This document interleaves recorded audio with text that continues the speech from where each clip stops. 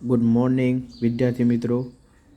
આજે આપણે આજના વિડીયોમાં ધોરણ 5 સ્વાધ્યાય પોથી વિષય ગણિત પાઠ 13 ગુણાકાર અને ભાગાકારનું સોલ્યુશન લાવીશું મિત્રો. આ પાઠ તમારે જ્ઞાન સેતુ પરીક્ષામાં ખૂબ જ ઉપયોગી થશે મિત્રો, અને સ્વાધ્યાય પોથી પૂરવામાં પણ મદદરૂપ થશે. તો વિડીયોને વધુમાં વધુ શેર કરો, અને હજુ સુધી તમે ચેનલને સબસ્ક્રાઈબ ન કરી હોય તો કરી દો મિત્રો, જેથી નેક્સ્ટ વિડીયો તમને તરત મળી જાય. બરાબર, તો ચાલો આજે આપણે ચાલુ કરીએ. ચાલો જો, આમાં પહેલો પ્રશ્ન છે કે એક ઘરમાં 8 સભ્યો રહે છે. દરેક સભ્ય દિવસ દરમિયાન 10 ગ્લાસ પાણી પીએ છે. તો અઠવાડિયામાં તેઓ કુલ કેટલા ગ્લાસ પાણી પીધું હશે, અને એક વર્ષમાં તેઓ કુલ કેટલું પાણી પીશે? ચાલો મિત્રો, કુલ સભ્ય કેટલા છે? કુલ સભ્ય બરાબર 8. એક સભ્ય કેટલા પાણી પીએ છે? તો કે 10 ગ્લાસ. બરાબર, તો 8 સભ્ય 10 8 80 ગ્લાસ પાણી પીએ. બરાબર, ચાલો એક અઠવાડિયામાં તેઓ કુલ કેટલું પાણી પીશે? તો એક અઠવાડિયાના 7 દિવસ થાય. બરાબર, તો એક અઠવાડિયાના ગ્લાસ કેટલા? તો ભાઈ એક દિવસના 80 ગ્લાસ, તો 7 દિવસના કેટલા? એટલે કે 80 ગુણ્યા 7.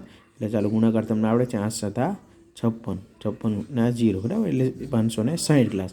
હવે ચાલો એક વર્ષના 300. હવે એમને પૂછ્યું છે કે એક વર્ષમાં તેઓ કુલ કેટલું પાણી પીશે?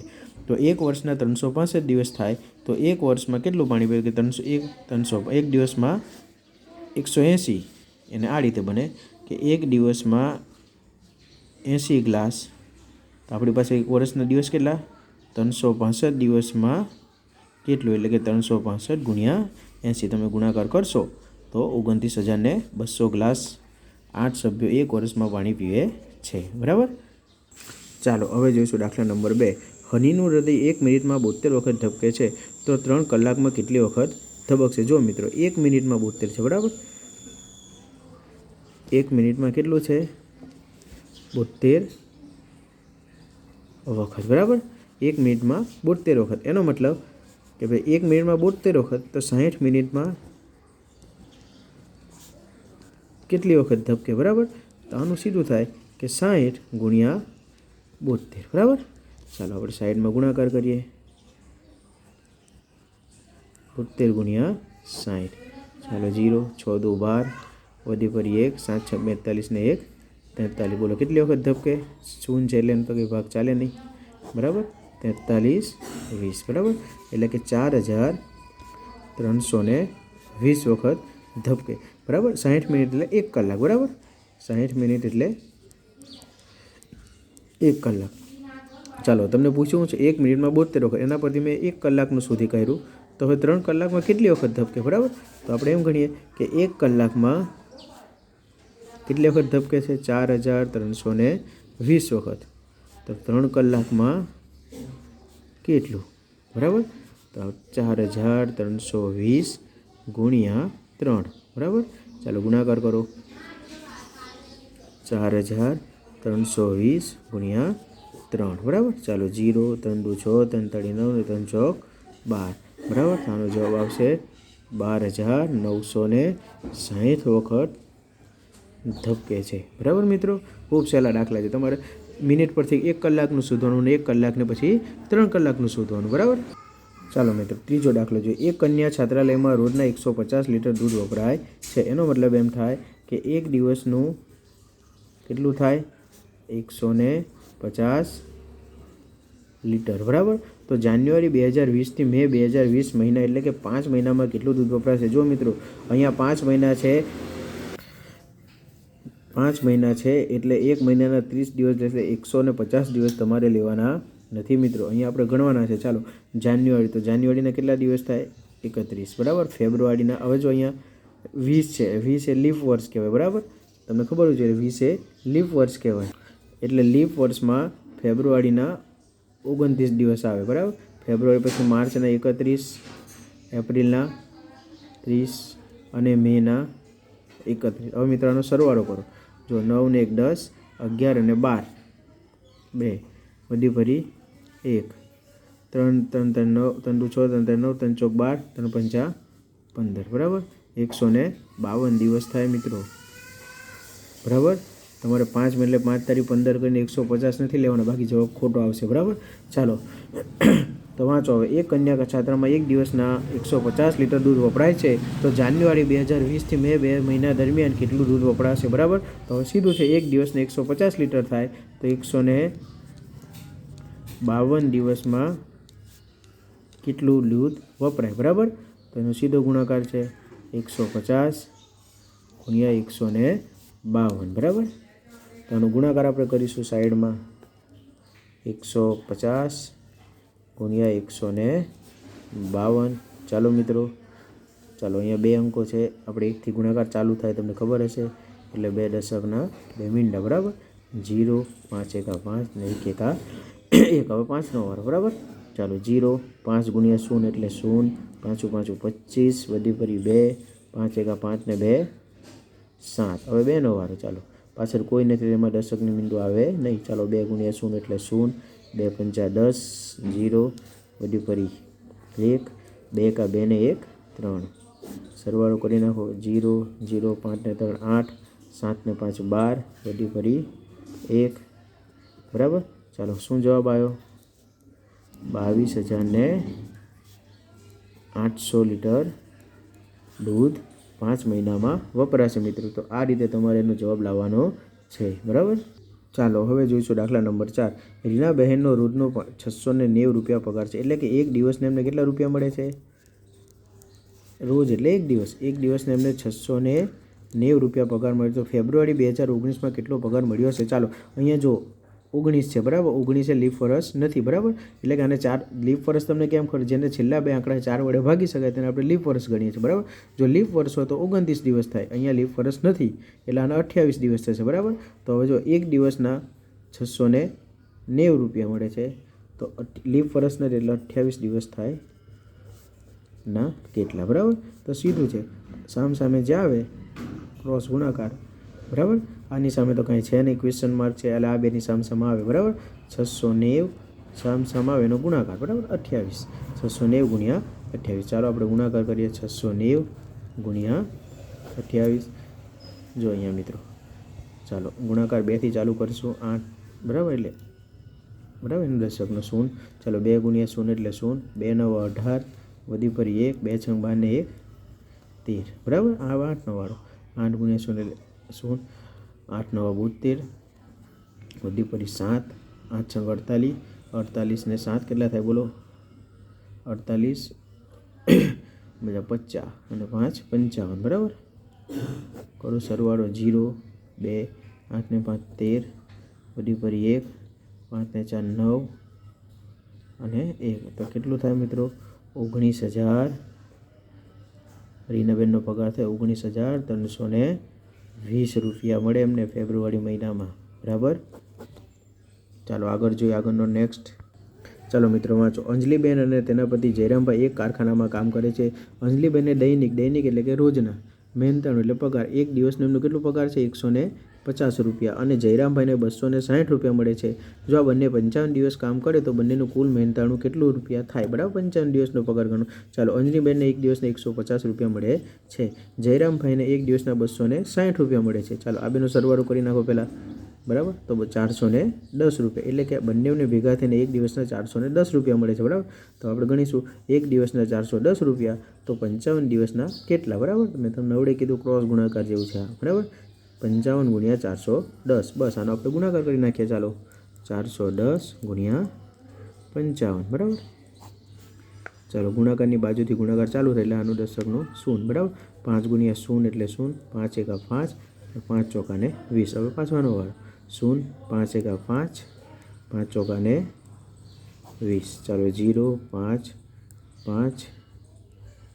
ચાલો કેટલું થાય મિત્રો? 22,550 રૂપિયા પગાર થાય. 22,550 રૂપિયા, બરાબર મિત્રો. ચાલો મિત્રો દાખલા નંબર 6. ધોરણ 5ના વર્ગમાં 28 વિદ્યાર્થીઓ અભ્યાસ કરે છે. પ્રવાસ જવા માટે વ્યક્તિ દીઠ 550 રૂપિયા ફી આપવામાં આવી છે. તો ધોરણ 5ની કુલ રકમ કેટલી થાય મિત્રો? આ ગુણાકાર કરવાનો છે, બરાબર. ચાલો કુલ કેટલા વિદ્યાર્થી છે? કુલ વિદ્યાર્થી છે 28, બરાબર. પહેલાં માહિતી લખી દેવી. ચાલો વ્યક્તિ દીઠ કેટલા રૂપિયા લેવામાં આવે છે? માનો કે એક વિદ્યાર્થીના કેટલા રૂપિયા લીધા? 550 રૂપિયા. આપણી પાસે કુલ કેટલા વિદ્યાર્થી છે? 28. તો 28 વિદ્યાર્થીના કેટલા થાય? બરાબર.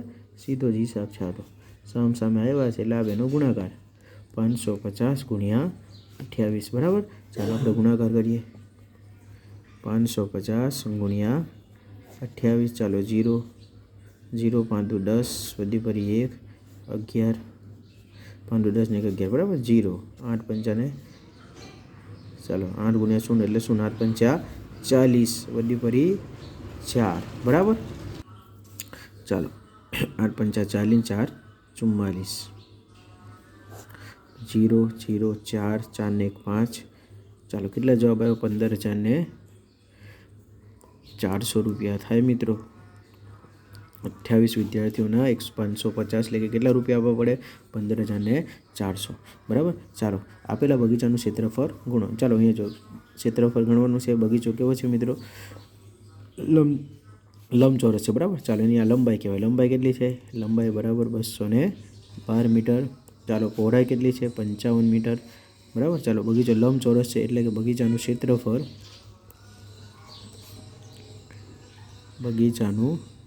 ક્ષેત્રફળ બરાબર લંબાઈ ગુણ્યા પહોળાઈ ચાલો એની લંબાઈ છે 212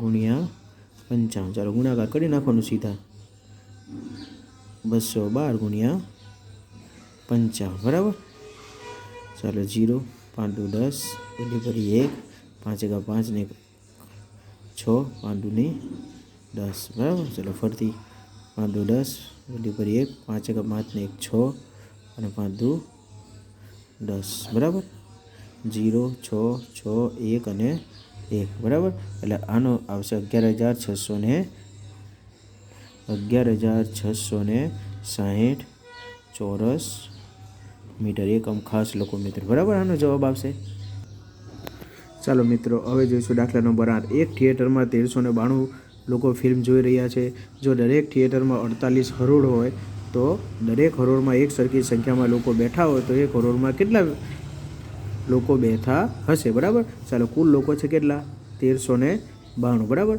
હવે જો થિયેટરમાં 48 લાઈન છે આવી 48 લાઈન છે આ રીતની બરાબર અને દરેકમાં સરખા લોકો બેઠા છે બરાબર આપણે 1392 ને આમાં સમાવવાના છે બરાબર એનો મતલબ એમ થાય કે જો એક લાઈનમાં 48 જણા એક લાઈનમાં આપણે કેટલા લોકો બેસે તે શોધવાના છે બરાબર ચાલો તો આપણે એને શોધી કાઢીએ બરાબર તો મિત્રો અહીંયા એવું કહેવા માંગે કે 1392 લોકોને 48 હરોળમાં સરખા ભાગે ગોઠવવાના છે મિત્રો એનો મતલબ અહીંયાથી ભાગાકારના દાખલા ચાલુ થાય છે ચાલો કુલ કેટલા લોકો છે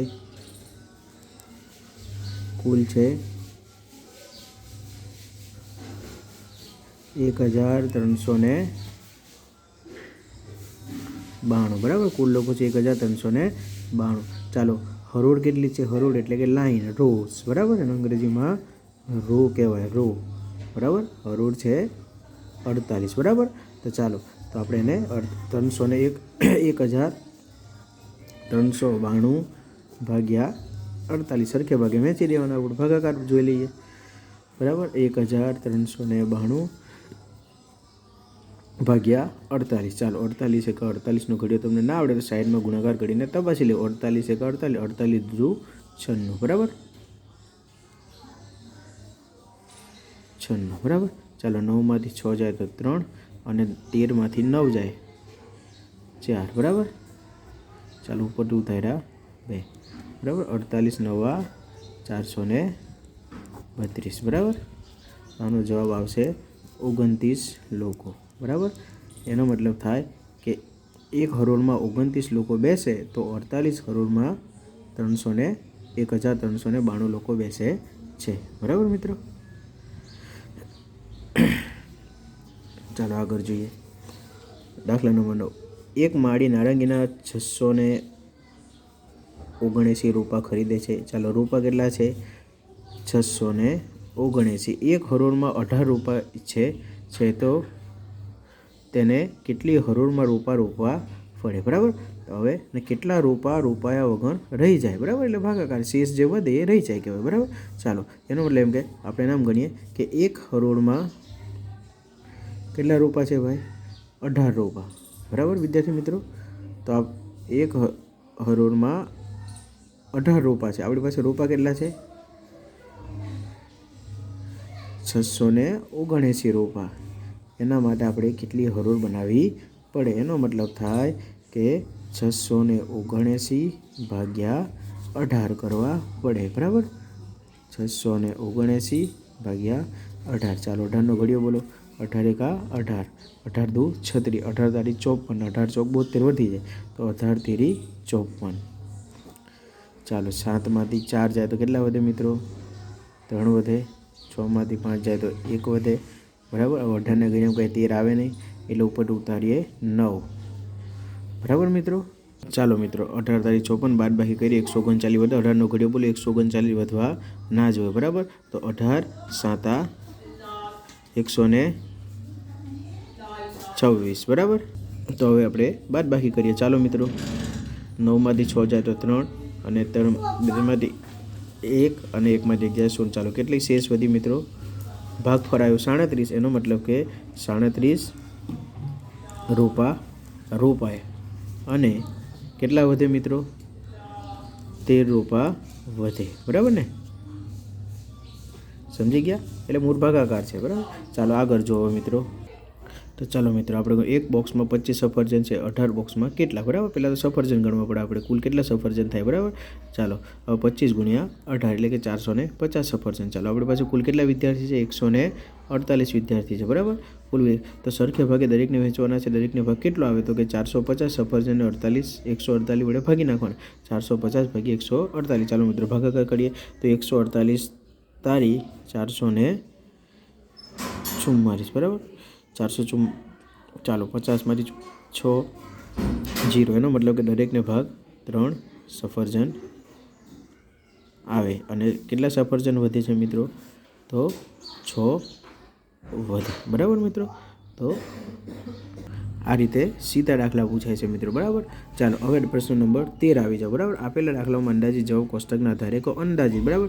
જો ભાગાકાર છે 6નો ઘડિયો બોલો ને 24 એટલે 6 ચોકા 24 તો કે 400 આપણે આમાંથી શોધીને લખવાના છે. ચાલો મિત્રો અહીંયા આવી જાઓ, તમને શોર્ટ રીતે શીખવાડું. ચાલો 6નો ઘડિયો બોલો. ભાગાકાર છે 6 ચોકા 24 એટલે આ થાય કેટલા થાય બોલો? જો આ રીતે સીધું થાય 2400 ભાગ્યા 60 એટલે અહીંયા 6 ચોકા 24 4 ને મીંડો એટલે કે 40, બરાબર. ચાલો ગુણાકાર છે સીધો અંકોનો ગુણાકાર, મીંડા જોડે ગુણાકાર કરવાની 88 એકા 88 અને આ મીંડો એટલે તેની 880.